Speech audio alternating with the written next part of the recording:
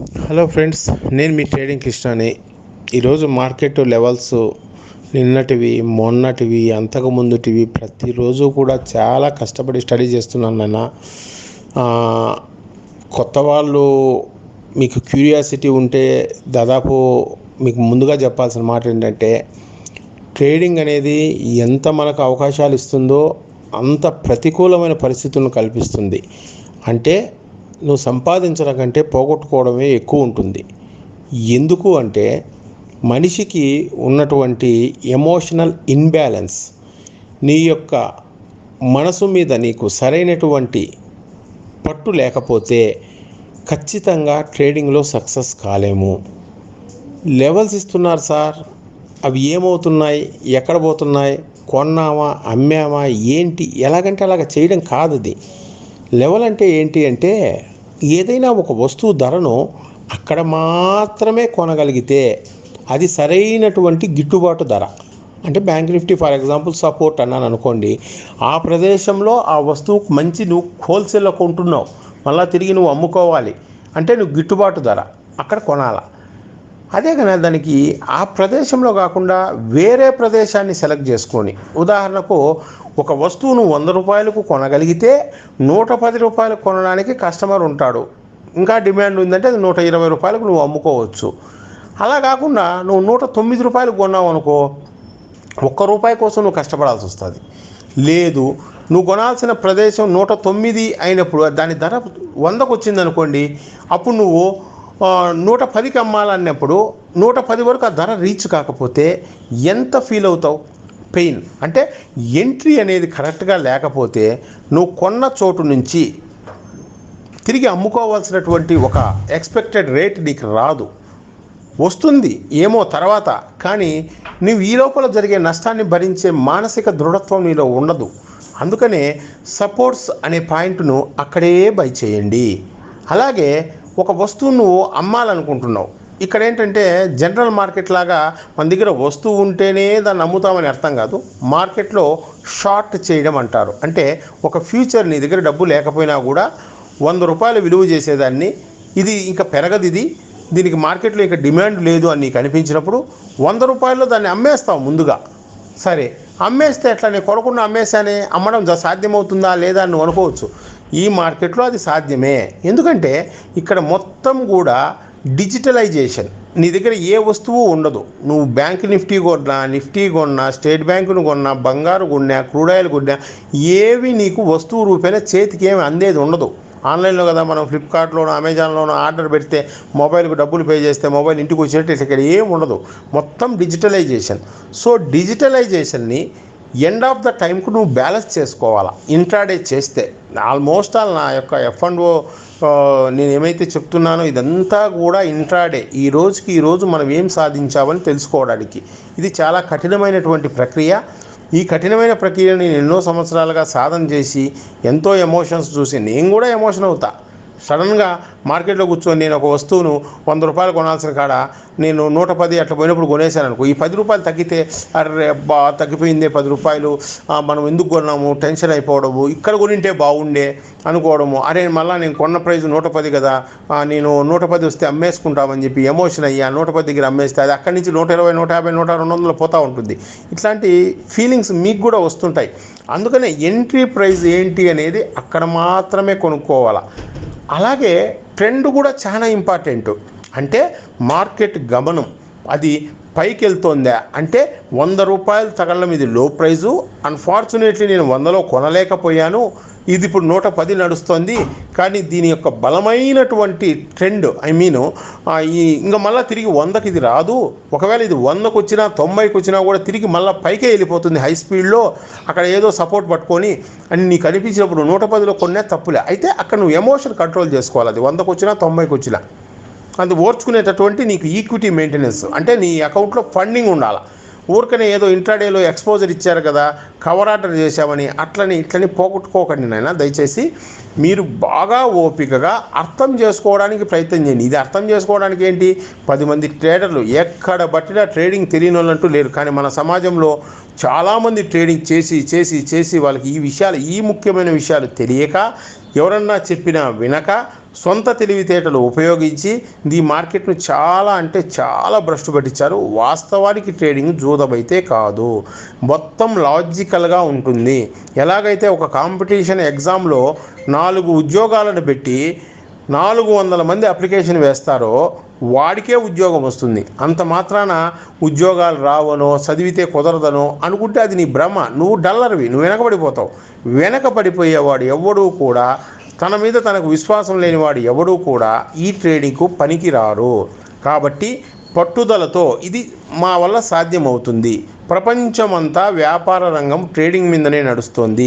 కావున నేను కూడా ఇందులో భాగస్వామిని కావాలి అంటే నాకు ఎటువంటి అర్హతలు కావాలి? ఇలాంటి అర్హతలన్నీ పెట్టుకొని మీరు ఖచ్చితంగా ఇచ్చేటటువంటి లెవెల్స్ దగ్గరే ట్రేడ్ చేసుకుంటూ ఉంటే అద్భుతంగా దొరుకుతుంది. రెయిన్బో అనాలిసిస్ చెప్పండి, మీరు రెయిన్బో అనాలిసిస్ చెప్పలేదు, నీకు చెప్పేదానికోసమైనా 15 సంవత్సరాల నుంచి నేను నేర్చుకునింది. నువ్వు ఏమన్నో కూర్చొని నాకు రెయిన్బో చెప్పు అంటే నేను చెప్పడానికే నేర్చుకునింది కాదు కదా. నేను సెలెక్ట్ చేసుకోవాలా, ఫలానా వ్యక్తికైతే నేర్పితే దీనికి ఒక సార్థకత ఉంటుంది, దీనికి ఒక అర్థం ఉంటుంది. లేదా ఇలాంటి వ్యక్తులను ఒక సమూహంగా చేసి చెప్పాలా. నేను నేర్పితే నేర్చుకుంటాననే వాళ్ళు 100 మంది ఉన్నారు నాయన, కానీ నేను సెలెక్ట్ చేసుకోవట్లే. కానీ ఒక్కరి కాకుండా కొంతమందిని సమూహంగా తయారు చేసి మాత్రమే నేను చెప్పాలనుకొని ప్రిపేర్ అయ్యాను. ఇప్పుడు దాదాపు ఏవేవో యూట్యూబ్లో వీడియోలు ఛానళ్ళు దాని ట్రేడింగ్ గురించి మాట్లాడేస్తూ ఉంటారు. అసలు అది అర్థరహితం. ఈవెందో సిఎన్బిసిని కూడా, ఇది నేను విమర్శించడం కాదు, వాస్తవము. ఏం జరుగుతోంది, ఏం జరగబోతోంది ఎవరు చెప్పరు. చెప్పడానికి సాధ్యం కాని సబ్జెక్ట్ ఇది. ఎంతో నిశిత పరిశీలన, ఏకాగ్రతతోనూ తపనతోనూ తపస్సుగా చేస్తే తప్ప మీకు ఇది అబ్బది ఈ విద్య. ఎప్పుడైతే ఈ విద్య అబ్బాలి అంటే దీనికేం కొన్ని సంవత్సరాలు గడ్డాలు మీసాలు పెంచుకొని ఋషిలాగా నీ చుట్టూ పుట్టలు పెరిగిపోయి చెదులు పట్టిపోయినట్టు నువ్వే సాధన చేయాల్సిన అవసరం లేదు. సాధన చేసిన వ్యక్తులుగా మేము మా అనుభవాలను మీరు ఏకాగ్రతగా పట్టుదలగా నేర్చుకోవడానికి మీ వంతు కృషి మీరు చేయాలా. నేను ఒక ప్రపంచం, నా ప్రపంచంలో ఉన్న వ్యక్తులందరూ నాలాగా ఆలోచించాలా, అంతే తప్ప ప్రపంచంలో ఉండే వాళ్ళందరూ నాలాగా ఆలోచించాలని కాదు. నా ప్రపంచంలో ఉండేవాళ్ళు, నేను ప్రేమించే ఈ ట్రేడింగును, నేను ఆస్వాదించే ఈ ట్రేడింగును, నేను ఎంతో కష్టపడి సాధించినటువంటి ఈ ట్రేడింగును ఇష్టపడే ఆ వ్యక్తులను మాత్రమే నా ప్రపంచంలోకి ఆహ్వానించి నా ప్రపంచాన్ని బలపరుచుకోవాలని ఆశపడుతున్నాను. అటువంటి వ్యక్తులు మాత్రమే నా కోసం ఎదురు చూడండి. అనవసరమైనటువంటి వేస్ట్ కామెంట్లు పెట్టడము, ఎదుటి వాళ్ళను కామెంట్ చేయడము. ఒకరిద్దరైతే ఏదో కామెంట్స్, అతను కిరణ్ అనే అబ్బాయి పాపం రోజు సంపాదిస్తున్నాడు, అతను చాలా సంతోషంగా కామెంట్స్ పెడతాడు. అతనికి ఒకడు ఎవరో కౌంటర్ కామెంట్ పెట్టడం, నువ్వు ఈరోజు సంపాదిస్తావు రేపు పోగొడతావు. ఏం నీకు బాధ ఏమి? వాళ్ళు సంపాదించుకుంటాడా, పోగొట్టుకుంటాడా, వాడికి ఇంట్రెస్ట్తో చేస్తున్నాడు, తపంతో చేస్తున్నాడు, పోతే పోనీ కూడా అది తిరిగి సాధించడానికి మళ్ళీ పట్టుదలతో ముందుకు వస్తాడు. కానీ నువ్వు అతని కామెంట్ పెట్టాల్సిన అవసరం ఏంటి? ఇలాంటి తప్పమ్మా. పొద్దుపోని వ్యవహారాలు అవి ఇవి చేసుకోవడానికి ఎన్నో ఉన్నాయి. ఇది కాదు. ఎవ్వరి మనోభావాలు నేను కించపరచను, ఎవ్వరి బతుకులు వాళ్ళవే. అది ఒకరు చెబితే మారే తత్వము కాదు మనిషి నైజం. కానీ ఇది ఈజ్ ఏ వాల్యుబుల్ సబ్జెక్ట్. అనవసరంగా నేను పేదవాడిని, దరిద్రుడిని, నా కష్టాలు ఉన్నాయి, బాధలు ఉన్నాయని కొంపలో కూర్చొని ఏడ్చేదానికన్నా, తల్లిదండ్రుల మీద పడి వాళ్ళను ఇబ్బంది పెడుతూ నాకేమి ఇచ్చావు, ఏం పెట్టావు, నాకు అది కావాలి ఇది కావాలని అడిగేదానికన్నా, లేకపోతే నా బతుకింతే, నాకు దరిద్రం పట్టింది, నాకు ఈ కరోనా వచ్చి ఉండే ఉద్యోగం ఊడిపోయింది, నాకు రేపు భవిష్యత్తు ఎట్లా అని కుమిలిపోయే కన్నా ఇది చాలా సులభమైన ప్రక్రియ. దీన్ని మేము ఆల్రెడీ చేసాం, పడ్డాం, లేచాం, నలిగిపోయాం, కష్టాలు చూసాం, బాధలు చూసాం, ఎన్నెన్నో ఉదాహరణలు మా మైండ్లో ఉన్నాయి. అంటే ఇప్పుడు ఒక మెకానిక్ ఉన్నాడు, వాడి దగ్గరికి ఎత్తకపోయి నువ్వు బైక్ స్టార్ట్ కాలేదు దుప్పుకుంటూ వెళ్ళి వాడికి ఇస్తావు. వాడు ఏం చేస్తాడు? కిక్కు కొట్టి చూస్తాడు. టక్కని వాడి మైండ్కి ఒక ఐడియా వచ్చేస్తుంది. అరే కిక్కర్లో నుంచి మనం స్టార్ట్ చేసిందంటే దానికి పవర్ అందడం లేదా, లేకపోతే ప్లగ్లో ప్రాబ్లం ఉందా, కార్బొరేటర్లో ప్రాబ్లం ఉందా, మరేమైనా ప్రాబ్లం ఉందా, ఇమ్మీడియట్గా వాడు ఫైండ్ అవుట్ చేస్తాడు. అది ఎలా ఫైండ్ అవుట్ చేస్తారంటే అది అతని అనుభవం మాత్రమే. అదే నువ్వు అరే నేను తొక్కితే స్టార్ట్ కాలేదన్నా, నువ్వేదో ప్లగ్ తీసి అలా కలబెట్టేసి అలా ఊపేసావు, అలా కొంచెం ఉప్పు కాగితంతో రుద్ది దాన్ని బిగిస్తే స్టార్ట్ అయిపోయిందన్న అంటావు. అంటే ఆ ప్రాబ్లం అనేది అతను 10 సార్లు చూసుంటాడు, అందుకని తను నేరుగా ప్రాబ్లం దగ్గరికి వెళ్ళి రెక్టిఫికేషన్ ఇస్తాడు. అలాగే నువ్వు కూడా ట్రేడింగ్ అనేది ప్రాబ్లమ్స్ చూడాలనుకోవద్దు. ఇక్కడ ప్రాబ్లమ్స్ చూడడము అంటే నువ్వు డబ్బు కోల్పోవడమే, డబ్బు కోల్పోవడం అంటే అది ఎవరికైనా బాధాకరమైన విషయమే. మనం రోజుకు ఒక 1000 రూపాయలు ఖర్చు పెట్టడానికి ఎలా ఆలోచిస్తామో ఇక్కడ లక్షలు పోతుంటాయి. ఈ లక్షలు పోవడం అంటే ఎంత బాధాకరమైన విషయం. అందుకనే అనుభవంగా మేము పడినాం నాయనా, ఇబ్బందులు బాధలు పడినాం, మేము ఇలా వెళ్ళాలి, ఇలా ఓపిక ఉండాలా, ఇంత మీరు పద్ధతిలో పోవాలా, ఈ మనీ మేనేజ్మెంట్లో చేయాలా, ఈ స్టాప్ లాస్ మెయింటైన్ చేయాలి, ఈ ఇత్యాది అంశాలు మీకు చెప్తావు. ఇది వినకుండా నేను సార్ పోగొట్టుకున్నాను, ప్లీజ్ హెల్ప్ మీ, నేను సంపాదించాను సార్ పోగొట్టుకున్నాను, ఆ ఎమోషన్ వదిలేయండి ఫస్ట్. ఇది ఒక భూతం నాయన. ట్రేడింగ్ అనేది ఖచ్చితంగా భూతం. ఎంత భూతం అంటే నిన్ను వశపరుచుకుంటుంది అది. దాన్ని నువ్వు వశపరుచుకోవాలంటేనే నువ్వు ఒక యోగిలాగా ప్రవర్తించాలా. నువ్వు ఎంతసేపు దాన్ని చూస్తూ నువ్వు తీసుకునే డిసిషన్ ఖచ్చితంగా తప్పు చేస్తుంది అది. బై చేస్తావా, కాస్త తగ్గిపోతుంది, తగ్గిపోయిన వెంటనే అబ్బా నాకు తగ్గిపోయింది, అరే నేను పొరపాటు చేశానని చెప్పి నువ్వు కొన్న రేటుకే కాస్ట్ టు కాస్ట్ అమ్మేసుకుంటావు. వెంటనే అది పెరిగిపోతూ ఉంటుంది. అబ్బా 10 రూపాయలు పెరిగిపోయింది, నేను ఉంచుకుంటే బాగుండునే అనిపిస్తుంది. పోనీ అది 20 పెరుగుతూ ఉంటుంది, అర్రే 10 రూపాయలు ఎక్కువైనా కొనింటే బాగుండునే అనిపిస్తుంది. ఈ 30 రూపాయలు పెరుగుతుంది, అర్రే 20 రూపాయలు ఎక్కువైనా కొనింటే బాగుండని అది 40 రూపాయలు పోయేటప్పుడు కొంటావు నువ్వు. అక్కడ దానికి ఒక రెసిస్టెన్స్ ఉంటుంది, ఇంకా అది పెరగలేదు అక్కడ. నీకు తెలియదు కదా, నీ ముందర గ్రాఫ్స్ కానీ, అనాలసిస్ కానీ, క్యాండిల్ స్టిక్స్ కానీ, డైవర్జెన్సెస్ కానీ, వాల్యూమ్స్ కానీ, ట్రెండ్స్ కానీ ఇవేం తెలియవు కదా. అందుకని నువ్వు 40 రూపాయల్లో కొంటావు. ఎక్కడ 10 రూపాయల్లో కొనాల్సిన దాన్ని మిస్ అయిపోయి నువ్వు 40 రూపాయల్లో కొంటే అక్కడి నుంచి ఎనికి వస్తుంది, వచ్చి నీ డబ్బును మొత్తం ఆవిరి చేసుకొని పోతుంది. పోనీ అక్కడి నుంచి మళ్ళీ అది ఒకవేళ 10కి వచ్చో లేదంటే 9కి వచ్చి అక్కడి నుంచి పెరుగుతుందనేంతవరకు నువ్వు ఓపిక పడతావా? నువ్వు చేసేది ఇంట్రాడే అయ్యా, లేకపోతే కవర్ ఆర్డర్ అయ్యా. కవర్ ఆర్డర్ ముందే తినేస్తుంది నీకు, నువ్వు పెట్టిన స్టాప్ లాస్ ఎగిరిపోద్ది అక్కడ. సో ఈ అంశాలన్నీ చాలా అంటే చాలా విషయాలు ఉన్నాయి. నాకేం మీకు నేర్పకూడదని కాదు, నాకు ఇదేమో నేను దాచిపెట్టుకోవాలని కాదు, ఇస్తాను. ఎవరు కావాలో దాన్ని అర్హులకి ఇస్తాను. ఇప్పుడు ఈరోజు దాదాపుగా చాలామంది బాగా స్పందించారు, నాకు చాలా సంతోషంగా ఉంది. నా పేరున ప్రతి ఒక్కరికి కూడా నేను చాలా హ్యాపీగా అప్రిషియేట్ చేస్తున్నాను అనుకోండి. ముఖ్యంగా కిరణ్, అతని అబ్బాయి వయసు ఎంతో తెలియదు, ఏ ఊరో తెలియదు, నేను అతను ఇంతవరకు ఖచ్చితంగా మాట్లాడతా. పేరున ప్రతి ఒక్కరిని నా మెయిల్కి ఎవరైతే రెస్పాండ్ అవుతారో, నా మెయిల్కు వాళ్ళ అనుభవాలను పంచుకుంటారో, మీకు వచ్చిన భాషలో పెట్టండి. ఇక్కడేం మీరు గ్రామటికల్ మిస్టేక్స్ ఇంగ్లీష్లో టైప్ చేస్తే తప్పవుతా సార్ అని మీరు కంగారు పడాల్సిన అవసరం లేదు. మీకు నచ్చిన పద్ధతిలో సార్ నేను పలానా ఊరు, నా అనుభవం ఇది, ఇట్లా చేయాలా, నేను ఇలా చేయాలనుకుంటున్నాను, ఇది నా ఫోన్ నెంబరు, మీరు కాంటాక్ట్ అవ్వండి, నా కెపాసిటీ, మీ కెపాసిటీ కూడా తెలియాలా. ఎందుకంటే సార్ నేను 10,000 అప్పు తెచ్చుకుంటాను, ఎట్టో గట్ట దాన్ని 1,00,000 రూపాయలు చేయాలి సార్ అంటే కాదమ్మా. ఇక్కడ అలాంటి వాళ్ళు వద్దు. ఏదైనా సాధన చేయడానికి నువ్వు ఖచ్చితంగా ఖర్చు పెట్టాలా. ఇప్పుడు ఎగ్జాంపుల్ ఒక చదువుకుంటున్నావు, పుస్తకాలు కొనడం దగ్గర నుంచి ఫీజులు కట్టడం కానీ నుంచి ప్రతినిత్యం దాన్ని సాధన చేయడం కానీ కొన్ని సంవత్సరాలు చేసే తప్పల. మరి దీనికి కనీసం ఒక సంవత్సరం అన్న టైం ఇవ్వా? ఒక డాక్టరు, ఒక ఇంజనీరు, ఒక క్లర్కు, లేదంటే ఒక గెజిటెడ్ ర్యాంక్ ఆఫీసరు, ఒక ఇలాంటి ఎంతోమంది ఉన్నారు. ఎంత కష్టపడితే ఆ పొజిషన్ ఉంటుంది అది. కానీ వీళ్ళందరికంటే గొప్పవాడు ఎవరంటే ట్రేడర్. సరదాగా అలా మొబైల్ ఆన్ చేసుకొని ఆడ అనాలిసిస్తో అలాగా కూర్చొని రోజువారీ వాడికి కావాల్సిన ఖర్చులకు, ఒక ఐఏఎస్ ఆఫీసర్కి అయితే మాత్రం ఎంత వస్తుంది చెప్పండి? నెలకు జీతం 1,00,000 వస్తుందా? 10 లక్షలు వస్తుందా? దీంట్లో నువ్వు సంపాదించుకోవచ్చు. దీనికి కోట్ల పెట్టుబడి అవసరం లేదు. 10,000 చాలని చెప్పా, 20,000 చాలని. కానీ ఆ 20,000ను ఎప్పటికప్పుడు ఎలాంటి ఎంట్రీలు తీసుకోవాలా, ఎలాంటి మార్కెట్ ట్రెండ్ చూసుకొని బుల్లా బేర్ మార్కెట్ తెలుసుకోవాలా. అలాగే సైడ్ వాయిస్లో చూసుకునే మార్కెట్ నువ్వు పక్కకు రావాలా.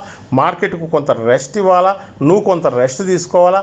నిరంతర తపనతో తపస్విలాగా నువ్వు ఇక్కడ పోరాటం చేయగలిగితేనే మనుగడ సాగించగలుగుతావు. కానీ ఏ ఒక్కరోజు ఎమోషన్ అయినా కూడా నువ్వు 10 రోజులు 1,00,000 రూపాయలు కష్టపడి 10,000ను 1,00,000 రూపాయలు చేస్తే ఒక్కరోజు 1,00,000 రూపాయలను జీరో చేసుకుంటావు. ఎమోషన్ అలాంటిది. ఇక్కడంతే నోరు తెచ్చుకొని చూస్తూ ఉండిపోతావు, ఆవిరైపోతూ ఉంటుంది క్షణంలో. ఏది ఎస్పెషల్లీ ఆప్షన్ ట్రేడింగ్లో. అదే ఫ్యూచర్ అనుకోండి, మార్జిన్ మనీ పర్ఫెక్ట్గా ఉండి, ఎంట్రీ కరెక్ట్గా ఉండి, మిస్ అయింది, స్టాప్ లాస్ పోయింది, నెక్స్ట్ అగైన్ ఎంట్రీ. ఉదాహరణకు 100 రూపాయలు సపోర్ట్ అన్నాను, తర్వాత అది బ్రేక్ అయితే 75లో సపోర్ట్ ఉంటుందంటాను. సపోర్టు 2 75 బ్రేక్ అయిందంటే 50 సపోర్ట్ అంటాను. 100లో కొన్నావు, బ్రేక్ అయింది, 95లో నువ్వు ఎగ్జిట్ అయిపోయావు, 5 రూపాయలు నీకు నష్టం, నో ప్రాబ్లం. 75లో ఎంటర్ అయ్యావు, బ్రేక్ అయిపోయింది, 5 రూపాయలు నష్టం, నో ప్రాబ్లం. 50లో కొంటావు, అక్కడ దొరుకుతుంది నీకు అది పట్టు. ఈ 50 దగ్గర నుంచి తిరిగి మళ్ళీ 100 కొడుతుంది. నువ్వు పోగొట్టుకునింది 10 రూపాయలు అయితే వచ్చింది నీకు 50 రూపాయలు అవుతుంది. ఇట్లుంటుంది స్టాప్ లాస్ మెయింటైన్ చేస్తూ ట్రేడ్ చేయడం వల్ల. కానీ అబ్బా నా స్టాప్ లాస్ స్టిక్ అయిపోయింది, 2 పోయాయి 3 పోయాయి అంటే ఒక్కోసారి ఆ ట్రెండ్ నువ్వు రివర్స్లో ఆలోచించుంటావు. ఇప్పుడు మార్కెట్ సపోర్టు అన్నంత మాత్రం అది తీసుకొని పరిగెత్తా పోదు పైకి. రెసిస్టెన్స్ అన్నది మాత్రం దాని తగిలేసి ఇమీడియట్గా కింద పడిపోదు, కుప్ప కూలిపోదు, కొంతలో కొంత మార్పులు తీసుకొస్తూ ఉంటుంది. ఇది రెసిస్టెన్స్లో ఎంట్రీ అయితే కరెక్టా, సపోర్ట్లో ఎంట్రీ అయితే కరెక్టా అనేది కూడా నీకు ఇంపార్టెంట్ పాయింట్ అనమాట. అందుకనే నేను పాత వీడియోల్లో అలా చెప్పాం, ఇది స్ట్రాంగ్ సపోర్టు, ఇది స్ట్రాంగ్ రెసిస్టెన్సు, ఇది దాటాలి అని. ఆ ప్రైస్ దాటాలి. 100 రూపాయల్లో నేను కొనలేకపోయానని బాధపడడం కన్నా 100 రూపాయల్లో నీకు మిస్ అయినటువంటి స్క్రిప్ట్ను 120లో అయినా పర్ఫెక్ట్గా ఇది సపోర్ట్ దగ్గర ఉంది, ఈ 120 రూపాయల నుంచి ఇది పడదు అన్నప్పుడు 115 స్టాప్ లాస్ పెట్టుకొని 120లో కొనుక్కో. 100 మిస్ అయిందని ఎందుకు బాధపడతావు? వాస్తవంగా 100 నుంచి అది 120కి పోయేటప్పుడు నీకు అంచనా దొరికిండదు, లేదా నువ్వు మార్కెట్ చూసిండవు, లేదా నా లెవెల్స్ నీకు తెలిసిండవు. ఈ 120 అయితే అక్యురేట్ అని తెలుస్తోంది కదా, అప్పుడు 120లో బై చెయ్యి. 15, 115 స్టాప్ లాస్ పెట్టుకో. అక్కడి నుంచి 140 పోద్ది, 200 పోద్ది, 500 కూడా పోతుంది. అంటే ఎంట్రీ పాయింట్ బలమైన ప్రదేశంలో అవ్వాలి, కానీ దాని ప్రైస్ నువ్వు మైండ్లో పెట్టుకోవద్దు. నిఫ్టీ 10,000 ఉండని, 11,000 ఉండని, మీకు సంబంధం లేదు. అక్కడ నువ్వు ఎంట్రీ అవ్వడం ఇంపార్టెంటు. నువ్వు ఎంట్రీ అయిన తర్వాత నువ్వు కొంటే పెరగాల, అమ్మితే పడాలా, అంటే బుల్ ట్రెండా బేర్ ట్రెండా డిజైన్ చేసుకోవాలా. ఇత్యాది అంశాలు ఇంకా చాలా చాలా ఉన్నాయి. ఈక్విటీ మార్కెట్ మాకు ఏం తెలియదు సార్, షేర్ మార్కెట్ మాకు చెప్పండి అంటే, నైనా ఓనమాల నుంచి దిద్దించాల్సిన అవసరం నాతో ఏం పని చెప్పండి.